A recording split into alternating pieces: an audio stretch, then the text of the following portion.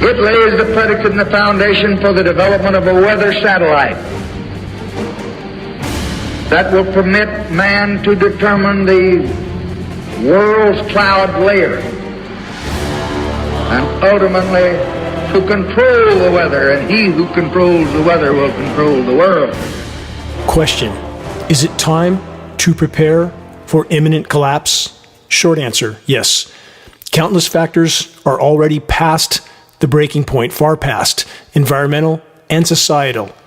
This conclusion is based entirely on all available data and statistical trajectories. All official sources and their mainstream media sock puppets are doing their absolute best to keep the herd calm till the last possible moment, till the moment of impact. As the gravity and immediacy of what's unfolding becomes impossible to hide any longer in plain sight, the global power brokers will become, and already are, more desperate and dangerous than ever before. Big shoes will drop soon. Wait and see. The controllers, their agencies, and major media platforms are all one in the same. They believe it is their right to tell us what reality is and what it isn't. Here's a recent glaring example recording from Melissa Fleming, UN Undersecretary General for the United Nations Department of Public Information. Listen carefully. We partnered with Google, for example. If you Google climate change, you will, at the top of your search, you will get all kinds of UN resources. We started this partnership when we were shocked to see that when we Googled climate change, we were getting incredibly distorted information right at the top. So we're becoming much more proactive. We own the science, and we think that the world, should know it, and the platforms themselves also do. But again, it's a huge challenge that I think all sectors of society need to be very active in. We own the science, and we think that the world, should know it. Yes, they own the so-called science, the UN and their co-collaborators. Science is what they say it is, or isn't, on every front, in every arena. They are the planetary Truman Show truth tribunal. They will never admit to the climate engineering operations or countless other crimes. How did it get so bad? Because far too many have been and are still refusing to even consider, examine, or otherwise investigate the truth, let alone to face it. Let's connect more puzzle pieces in this equation. More bad news for Europe. Forecasters predict colder winter and less renewable power. From that report, the European Weather Forecasting Agency, early indications for November and December were for a period of high pressure over Western Europe, which was likely to bring with it, they say, colder spells with less sun, wind, and rainfall. Less sun, less wind, and less rain, reducing the generation of renewable power. All three primary forms of alternative energy, solar, wind, and hydro, reduced. That's a hallmark of climate intervention operations, as I have covered in many broadcasts. Next, this puzzle piece from the University of Vermont. As winters warm, nutrient pollution threatens 40% of the U.S. Nutrient pollution? No, chemical contamination. Here's an excerpt from that report. As climate changes, previously frozen chemical runoff from farms and fields puts water quality at risk in over 40 states, research says. Wait, if winters are warming, how do the so-called forecasters already know that this winter is going to be colder for Europe? Because they're reading the script given to them by the weather makers, the global climate engineering cabal. How can they engineer winter, many ask? With patented processes of chemical ice nucleation elements, toxic technology that has existed and been used for decades. Check the engineering winter section at geoengineeringwatch.org to learn more, or search Chinese scientists create artificial snowstorm. Fox News covered it, Popular Science, ABC, all mainstream media covered it, but now they're trying to cover it up. And about that formerly frozen toxic runoff, should we have felt better if the toxic water stayed frozen a bit longer before running off? And there's that unfortunate fact that every single drop of rain everywhere on the planet is now contaminated with PFAS Forever Chemicals, not opinion, peer-reviewed science study. And what's not mentioned even in that report, the highly toxic climate engineering fallout.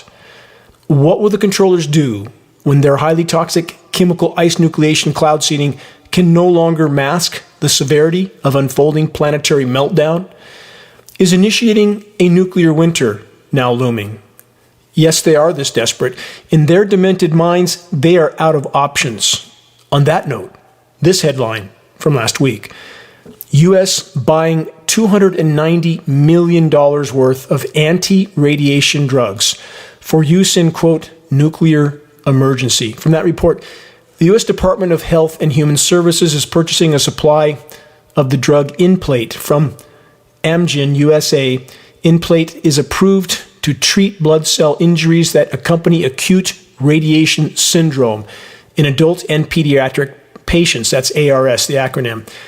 Question: do the controllers know what's coming? Does that question even deserve an answer? There's more.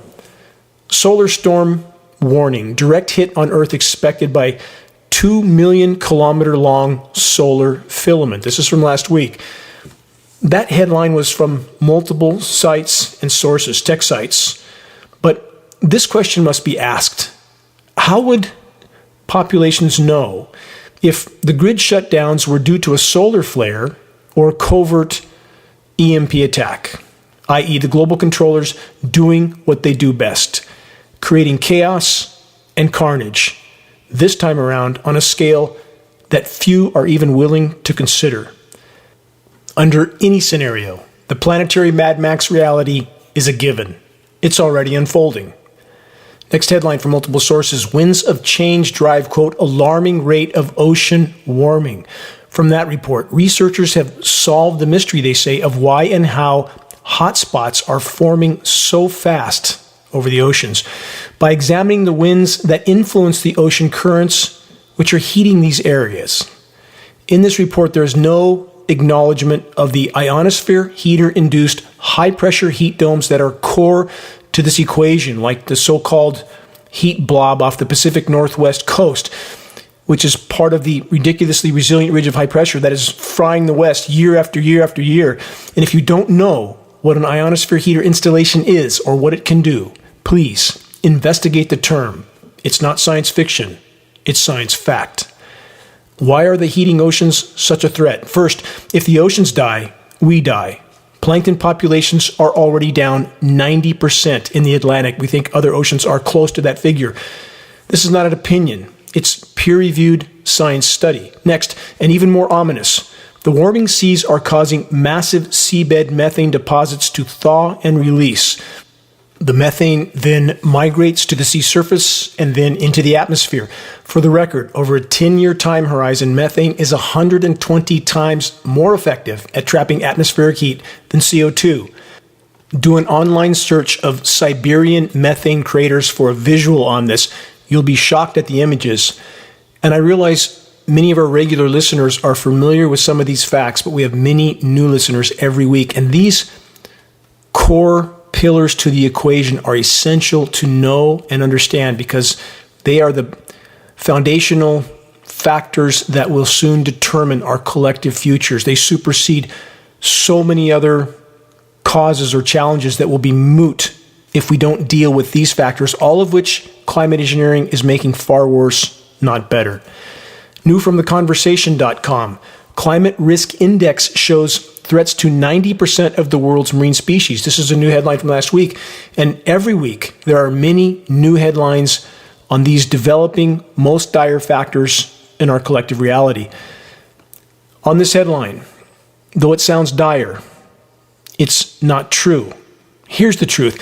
What's unfolding is far worse than a, quote, climate risk. It's an abrupt climate collapse scenario, being further fueled overall by climate engineering operations. So back to the ocean die-off. If we remain on the current course, we're not risking losing 90% of sea life. We are mathematically certain to lose all sea life, with the possible exception of some microbial species that might survive what's coming. And it's not just our seas. The terrestrial die-off is just as bad. New from Forbes, Does global drought call for geoengineering? Question mark. This is new last week. The report states, quote, widespread drought demonstrated how climate change makes it ever harder to fight climate change. The Forbes report then says this, quote, think of that for a moment. It feels as if we're living in a parable. No, we're not living in a parable. We're living in a planetary Truman Show of total deception that tells us we're not actually seeing the blatantly visible climate engineering operations in our skies that we are actually seeing. Global climate engineering operations are the single greatest drought-causing factor in the equation by far. The system, the matrix, the power structure-controlled institutions and media tell us we must not believe our lying eyes, our sense of reason, or the growing mountain of data that makes clear climate engineering is raging in our skies.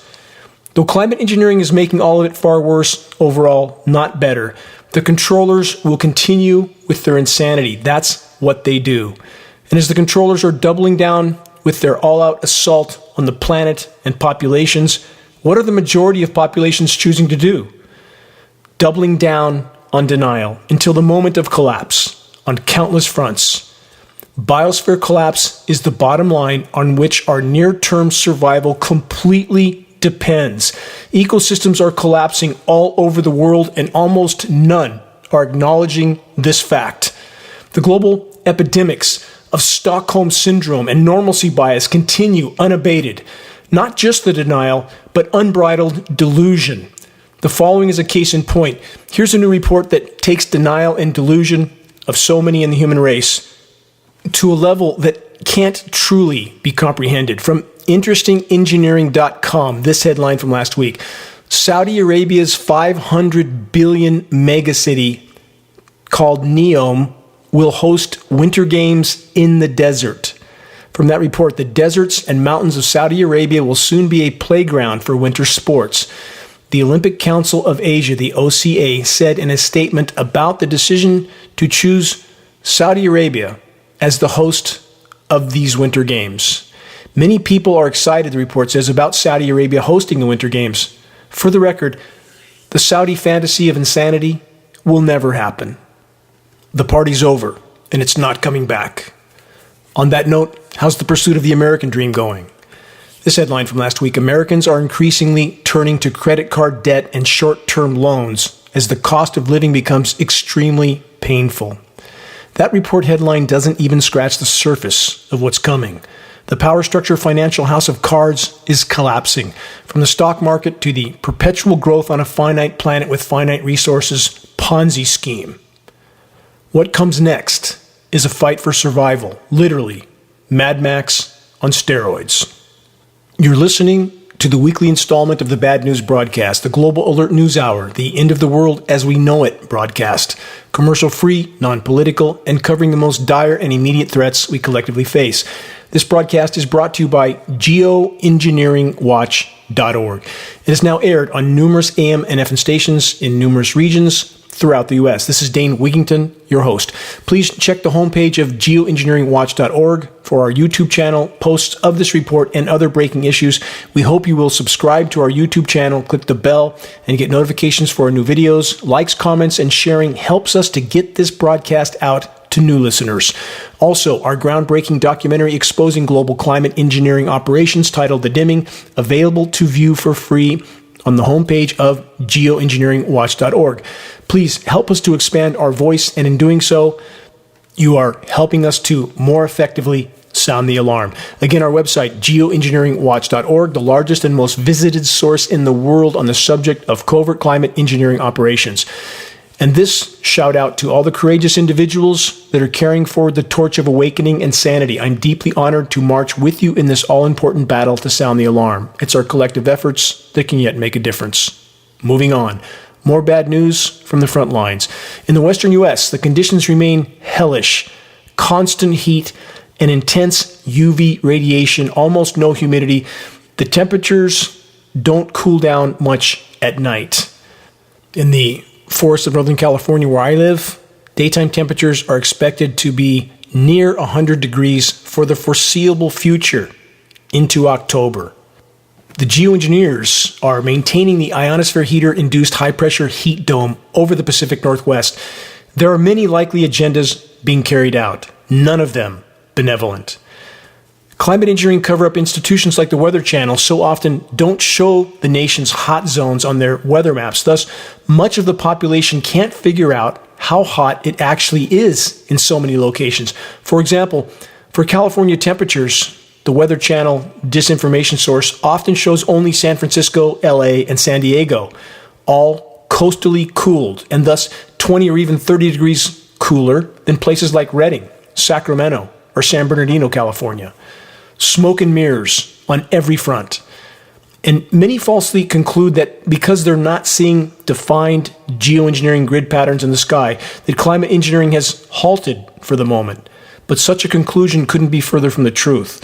The ionosphere heater-induced high-pressure heat domes, labeled in the case of the U.S. West, the ridiculously resilient ridge that the weather makers have so constantly maintained over the northwestern U.S. for so many years. And this ridge blocks any rain from even approaching the region, let alone falling. Within the high-pressure dome scenario, spraying is still occurring, but is far less visible due to the lack of atmospheric RH, relative humidity. The often silvery white skies or the wispy cobweb-like aerosol cloud haze are harbingers of the ongoing weather warfare under these conditions. The climate engineers have been and are turning formerly thriving forests and farmlands in the once golden state into bone-dry scorched earth. Not speculation. Climate engineering operations are visible on satellite imagery. Search the engineered drought section on the homepage of geoengineeringwatch.org to learn more. We have stated for a decade and a half that this would happen. And it has happened exactly as we said it would happen, because it couldn't not happen if climate engineering was allowed to continue. And it has been allowed to continue because, unfortunately, too much of the population doesn't want to face this dire reality. That must change. Are the weather makers setting the stage for yet more unprecedented Western U.S. forest incinerations? We'll soon enough find out. Search the engineering wildfires section on the homepage of geoengineeringwatch.org if you want to truly be shocked on that subject. Continuing on this theme from the LA Times, California suffering through driest 3 years ever recorded with no relief in sight. Again, from the LA Times. From that report, California's drought has become the state's driest 3-year period on record, surpassing that of 2013-2015, and a fourth dry year is looking increasingly likely, officials said on Monday. First, for the record, not just the driest 3 years for California, the driest period in at least 1,200 years based on all available paleo science data. And in regard to the coming, already scheduled dry year, that is the scheduled weather. The climate engineers control the spigot. They decide where it will rain, how much, and how toxic that rain will be. Next headline from multiple sources. Again, the scheduled weather. Unseasonable warmth to maintain grip on Northwest and spread into California. The report states AccuWeather forecasters say that the warmth is not going to dissipate this week, and it should begin to spread southward into the warmer regions of California. Wait, Northern California at 100 degrees in October is not one of the warmer regions of California? How many in the eastern U.S. know how bad it is here? It's horrific. We have not had significant rain in the former boreal rainforest of Northern California since December of 2021. That's the last significant rains we had. Everything around me is dying. My soul now suffers as I trek through the forest. The forest is my cathedral, my sanctuary. Our lives depend on its life. I will fight to defend my forest friends till my last breath. The trees, the birds, the bears, the bats, the bees, they have no voice except for us. And to all those that are marching with me in this all-important battle for life itself, thank you from the bottom of my heart. Moving on from MSN.com, California wells run dry as drought depletes groundwater. From that report, more than 1,200 wells have run dry this year statewide. That's a fraction of what's actually running dry. A nearly 50% increase over the same period last year. That's according to the California Department of Water Resources. The groundwater crisis is most severe in the San Joaquin Valley, California's agricultural heartland, which exports fruits, vegetables, nuts around the world. That is part of the agenda that's in play. Climate engineers controlling the food supply, thus controlling populations. Here's yet another headline on this theme from last week. San Diego's avocado production plummets. Growers cite drought and heat waves. So even in the coastal community of San Diego, the conditions are beyond dire. Whole state going down. The weather warfare assault on agricultural regions around the globe is off the scale. What's not being droughted into collapse is being deluged into collapse, or as the seasons change, flash frozen or freak hailstorms. Again, agricultural regions certainly being targeted at this point. But there are many other agendas being carried out simultaneously. Consistently, since 2007, the U.S. West has been fried under a near constant ionosphere heater-induced high-pressure heat dome to keep the eastern U.S. cooled down with chemical ice nucleation cloud seeding. And these operations continue. The temperature whiplash in the eastern U.S. is constant, and relentless hellish heat continues in the West. Search geoengineeringwatch.org, frying the West to cool the East. We have numerous reports on this ongoing scenario of keeping the most populated portions of the U.S., i.e. the eastern half, cooled down with climate engineering operations to keep the majority of the U.S. population oblivious to the unfolding planetary meltdown, with climate engineering further fueling the overall fire. Short-term, highly toxic surface cooldowns that come at the cost of further fueling the overall warming. So picture a clockwise rotating air mass. That's the high-pressure dome in the western U.S. Like the pulley on the front of a car engine that rotates the fan belt. The upper level winds rotate clockwise around that high pressure dome, pushing the moisture up and over the western U.S. into Canada or Alaska often, and then back down into the eastern U.S. It's chemically ice nucleated the entire way, and that allows them to create a significant short-term toxic cooldown for the eastern U.S., but at what cost? At the cost of killing the planet's remaining life support systems. And then there's the wildfire scenario, which is yet another geoengineering agenda. Please search wildfires serve geoengineering agenda to learn shocking data about how wildfires are actually being used to facilitate specific aspects of climate engineering operations. Let's get back to headlines. This is from the LA Times. More examples of cooling food supplies for populations. Bird flu spreads to Southern California, infecting chickens, wild birds, and other animals. From that report, a highly infectious bird flu that has killed millions of birds globally is now in California. Experts worry it could affect our food supply. Question, does that come as any surprise at all? Next headline from apnews.com. Forever chemicals in deer and fish challenge hunters and tourism. From that report, authorities have detected the high levels of PFAS, forever chemicals, in deer in several states, including Michigan and Maine, where legions of hunters seek to bag a buck every fall.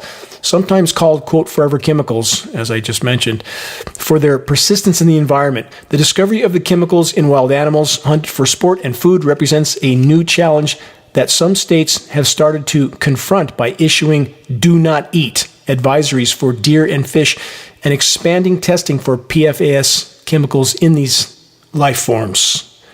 Yes, the food supply is shrinking fast on all fronts.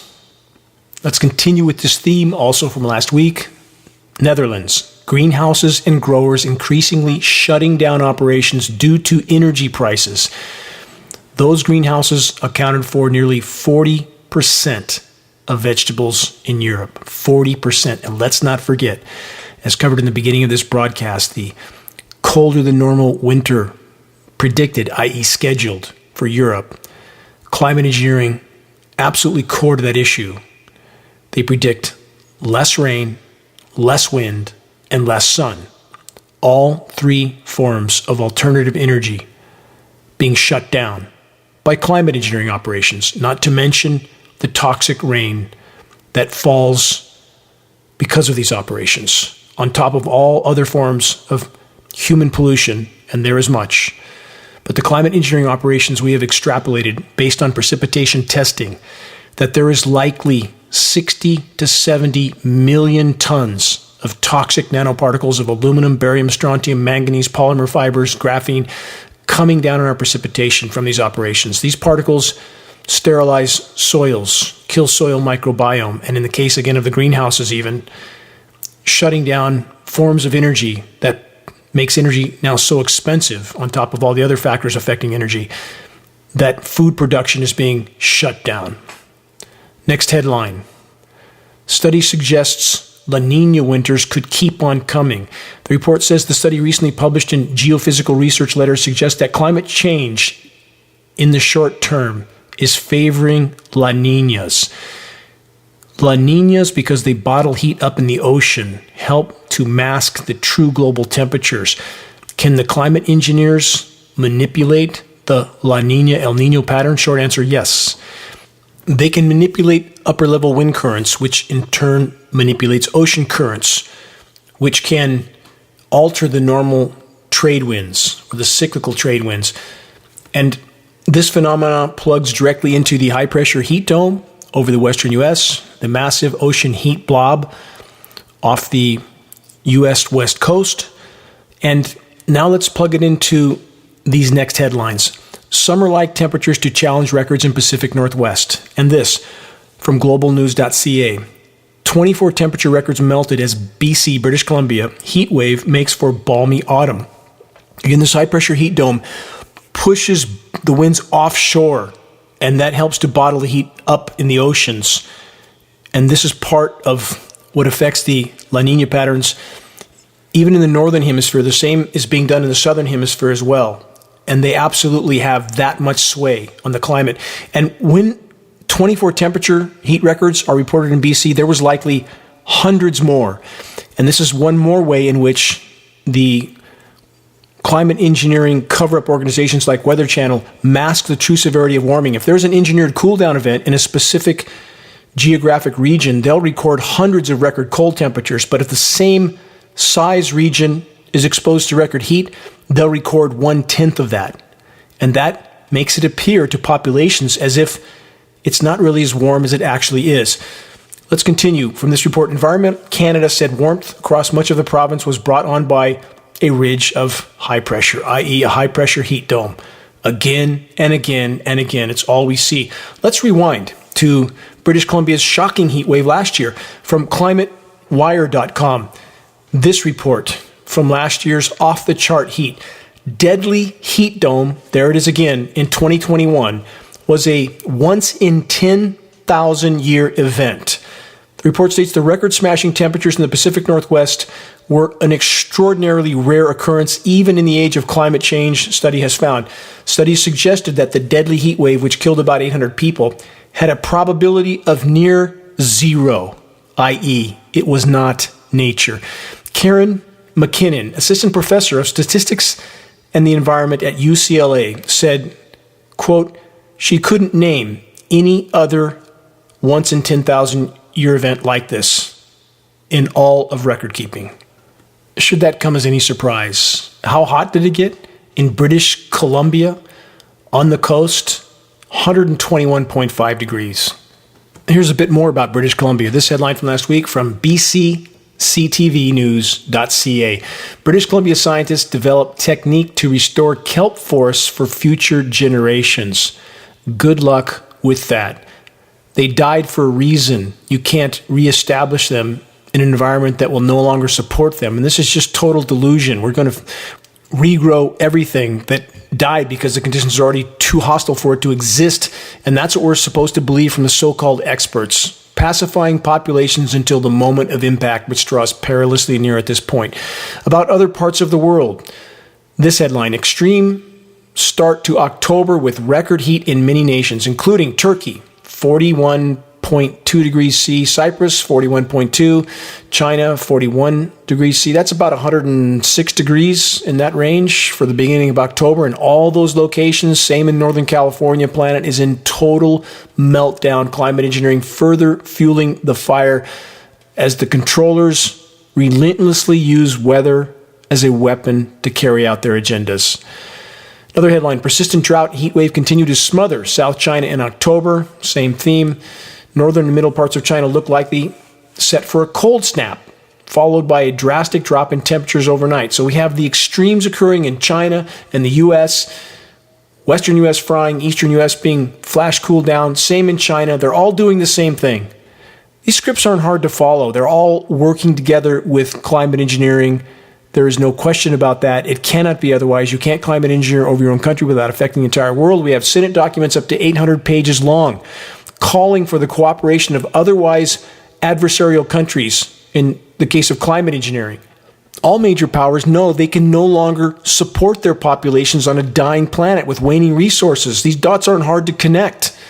Moving on, next headline, multiple sources. Please recall what I just stated about the climate engineers being able to manipulate upper level wind currents, which then manipulates ocean currents, which can help hide heat in the oceans. Here's the headline. Shifting ocean currents are pushing more and more heat into the southern hemisphere's cooler waters. That's what that's about. Climate engineers doing everything they can to mask the severity of meltdown at the cost of ensuring that we have no chance for any extended future. Pounding the nails into our collective coffins with each passing day. From Wired.com, the Mediterranean Sea is so hot, it's forming carbonate crystal. From that report, in the rapidly warming eastern Mediterranean, water stratifies into layers like cake. That's allowing carbon-spewing crystals to form. It's also worth noting that the Mediterranean Sea is one of the most microplastic polluted waters of body in the world. And for the record, microplastics are an element named in climate engineering patents. And they are now ubiquitous on planet Earth and in every breath we take. As dire as the wider horizon is becoming on countless fronts, is this next headline from last week any surprise? Here's the headline. The growing global reliance on antidepressants. Just the way Big Pharma and the controllers want it. Are there other ways to fend off the feeling of fear and futility in an ever-darkening world? Absolutely. Unshakable solace can be achieved by fortifying a foundational faith and resolve to face the coming storm head on without fear, trepidation, or timidity. Our will, given to us by the Creator, can never be taken from us. It can only be abandoned, and this we must never do. We're still standing. We must fight on. I want to express my deepest gratitude to each and every individual that has and is refusing to yield to the collective insanity. We march together in this most critical battle. You're listening to the weekly installment of Global Alert News, the Bad News Broadcast, installment number 374, October 8th, 2022. This is Dane Wigington, your host. Global Alert News is brought to you by Geoengineeringwatch.org, the largest and most visited website in the world on the subject of climate intervention operations, known as geoengineering. The commercial-free, non-political Global Alert News Hour is now broadcast on AM and FM stations in Florida, Texas, 2 stations in San Francisco, Sacramento, San Diego, 2 Colorado stations, including Denver, Portland, Phoenix, Pittsburgh, Santa Cruz, Tucson, Arizona, San Bernardino, California, Washington State, Alabama, New York State, 2 stations in the far north of California, and now in North Carolina. Geoengineeringwatch.org wishes to express our deepest gratitude to those that have helped us to expand our reach and our voice in this desperate last-hour effort to sound the alarm. In regard to sounding the alarm, please help us to share the groundbreaking documentary, The Dimming, which fully exposes the climate engineering atrocities. The best way to share is by circulating the direct link to The Dimming by email, directly from the homepage of geoengineeringwatch.org. Sharing directly helps us to overcome social media censorship. When viewing our YouTube channel, The Dimming, or Global Alert News, or any other geoengineeringwatch.org video on YouTube, please subscribe, share, and comment, all of which helps us to circulate critically important data to a much wider audience. To reach those that still aren't looking up, Geoengineeringwatch.org awareness-raising materials can be found on our homepage. Our only goal is to provide activists what they need to move this fight forward. There are very high-quality printed materials and just added climate engineering conversation starters, our new Geoengineering Watch shirts, scannable business cards, and bumper stickers, all effective tools to help strike up a conversation on the climate engineering issue. That's how you plant a seed of awareness. Doing so is the first and most important leap we can make toward getting the as-of-yet uninformed to start looking up. Waking the masses to the climate engineering onslaught is the great imperative of our time. If we can expose it, we can stop it from the inside out as we awaken our military brothers and sisters to what they're participating in, i.e. their own demise and ours. And also this footnote, if you want to share a picture with a Geoengineering Watch shirt, perhaps at a gym, farmer's market, busy street downtown, etc. Please send us your photo so that we can post it as part of our activist compilation, which is coming for our materials page, where it will encourage others to make their voices heard in this all-important battle to sound the alarm. The Geoengineering Watch walking billboard shirt can start the all-important conversation about what's happening in our skies. Moving on, much to cover. What's happening under our seas? From the UK Daily Mail, Putin deploys Belgorod nuclear submarine which carries Poseidon underwater drone capable of unleashing radioactive tsunamis which lay waste to enemy coastlines, using the environment for a weapon. All major powers engaging in this.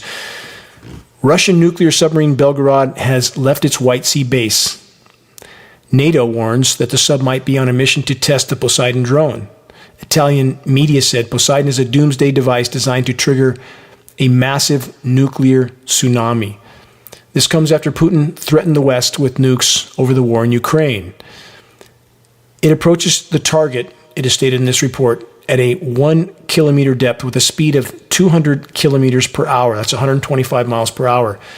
There is no way to stop this underwater drone. It has a warhead with a capacity of up to 100 megatons. The explosion of this thermonuclear torpedo close to, for example, Britain's shores would raise a giant tsunami of up to, the report states, 500 meters. That's inconceivable. This tidal wave is also a carrier of extremely high doses of radiation.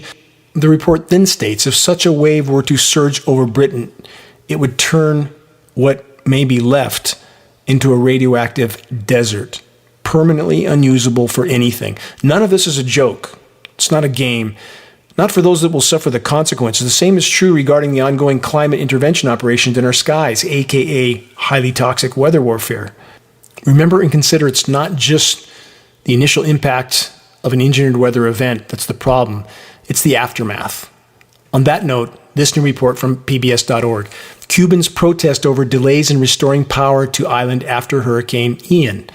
The report then cites that repeated blackouts on Cuba's already fragile electric grid were among the causes of the island's largest social protests in decades. That happened in July of 2021. But now it's happening again and may likely become worse. Experts said the total blackout showed the vulnerability of Cuba's power grid and warned that it will require time and sources, things the country doesn't have, to fix the problem. The destabilization of populations, and thus nations, can be and is being carried out in many forms. The former report is but one example. Here's another. Dangerously low Mississippi River level may spark transportation chaos for farm goods during harvest. Again, control the food supply, control the population, all of which comes from initially controlling the weather. Bloomberg reported the crucial U.S. waterway for the Midwest economies is experiencing critically low levels due to the lack of rain. The climate engineers control the spigot. Don't forget that. They decide where it rains, how much, and how toxic. The waterway is responsible for at least half the U.S. corn and soybean exports. Again, in summary, agricultural production and transport both are being horrifically impacted by ongoing climate intervention operations. Back to biosphere collapse. From newsharvard.edu, melting of polar ice shifting Earth itself, not just sea levels. Research finds warping of planet's crust has far-reaching effects. When you lift the weight of the ice mass off of the regions where it's sitting, that causes what's called glacial rebound. When you lift, for example, 2 miles of ice off of Greenland, Greenland is going to rise up out of the ocean. It's already happening. Same with Antarctica. And this has profound effects and far-reaching effects on the planet in so many ways. From science.org, this: climate change drives rapid acidification in the Arctic Ocean. Is it just climate change? All available data indicates no. Covert ocean fertilization to force more CO2 uptake. This is yet another form of climate engineering that's not being disclosed to the public. They are forcing the oceans with ocean fertilization, materials dispersed from surface vessels that cause algae blooms that force the oceans to uptake this extra CO2, hiding it any way they can, even at the cost of killing Earth's last remaining life support systems. From alternate.org, more on this scenario.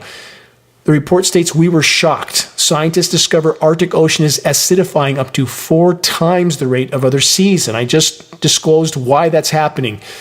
The report says in lower latitudes there are coral reefs, and if you add carbon dioxide to the water, the carbon saturation rate will increase. The coral won't grow. We are far from knowing what the cost is for biological systems. We don't know what organisms could be affected. This is something the biological community needs to look into. You think? No, we know what will happen. Crustaceans can't form their shells. The ecosystem begins to break down from top to bottom, starting with plankton. No plankton, no people. Simple. And what do we see on the evening news? Scripted theater, meaningless theater as the entire ship goes down.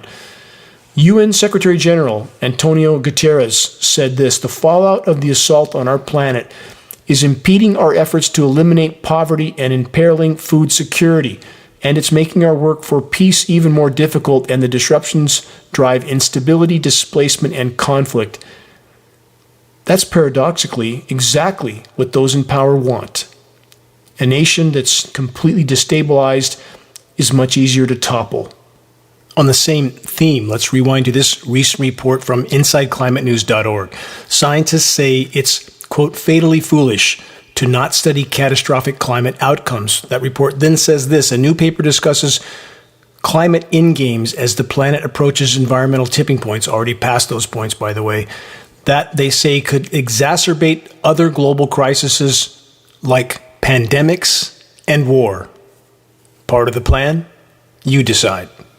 Let's take a deeper dive into this bottomless abyss. Last week from thedailytrust.com, Africa needs $2.5 trillion to deal with climate change disaster. That's the headline from the report. The United Nations Framework Convention on Climate Change estimated that developing countries need $6 trillion by 2030, and that Africa will require $2.5 trillion by 2030 to effectively deal with climate change issues. Were climate intervention operations ever mentioned in this report? What do you think? Next, same theme from BBC, Somalia drought, the fight for survival as famine looms. And as I cover this heart-wrenching statement from this report, remember, climate engineering is core to all of this. Here's from the report. I saw my daughter, 3-year-old Fahir, die before me, and I could do nothing. This statement was from Fatima, who had walked for at least 15 days with her children from a village to try and reach a famine relief location, again in Somalia. She said, I had been carrying her for 10 days. We had to leave her by the side of the road. We had no strength to bury her. We could hear the hyenas closing in. Question, how many testimonies like this are occurring every single day in nations that are collapsing around the globe?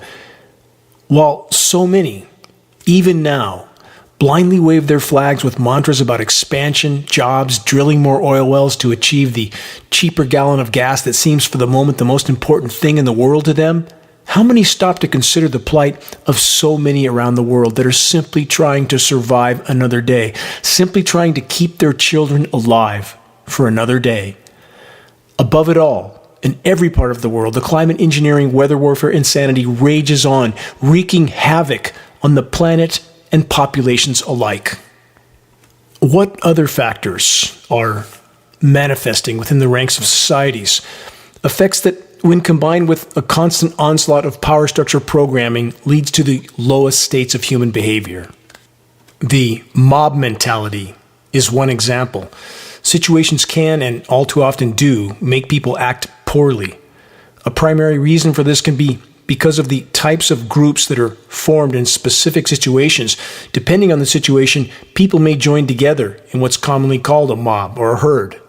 When mobs form, they create a powerful, influential factor that shapes the characters or person's identity. The mob or herd mentality describes how people are influenced by their peers to adopt certain behaviors. The desire to join in this group behavior, or at the very least be recognized by the group, is an example of the conformity impulse. Conformity describes how we adjust our behavior or thinking to follow the behavior or rules of the group that we belong to. Typically, people conform because of various social influences or desires. Some of these influences and/or desires may include respect for authority, a fear of being different, a fear of rejection, or a desire for approval. Once we join a group, we're much more likely to conform or comply with whatever the group decides in order to fuel a potential need to be liked or to feel like we belong. The desire to conform to a group is stronger than most realize, and far too often people become a part of a group and or a mob without even knowing or realizing it. And the automatic response to conform to the group is called automatic mimicry or unconscious mimicry. And automatic mimicry is when someone follows along with the crowd, like laughing or clapping or nodding, without thinking to question their actions or their behavior. One reason for this behavior can be understood if we look at the crowd, not as a bunch of random people joined together, but rather as a mob that has literally lost its collective mind. When an individual joins a mob, they may experience a phenomenon known as de-individuation. De-individuation is the loss of self-awareness and self-restraint. And having conformed to the mob, it can become an extreme struggle to do anything aside from what the mob desires. Whatever the mob desires is typically called groupthink, i.e., mass formation psychosis, which is another psychological term for this kind of behavior. And what this can mean is that the mob, having lost all sense of order, will make decisions or take actions that all too often aren't logical, reasonable, or moral for either the individuals or the groupthink as a whole. Question: how many have been programmed to wave the banner of blind and unquestioning patriotism, and in doing so are actually supporting tyranny of the highest order?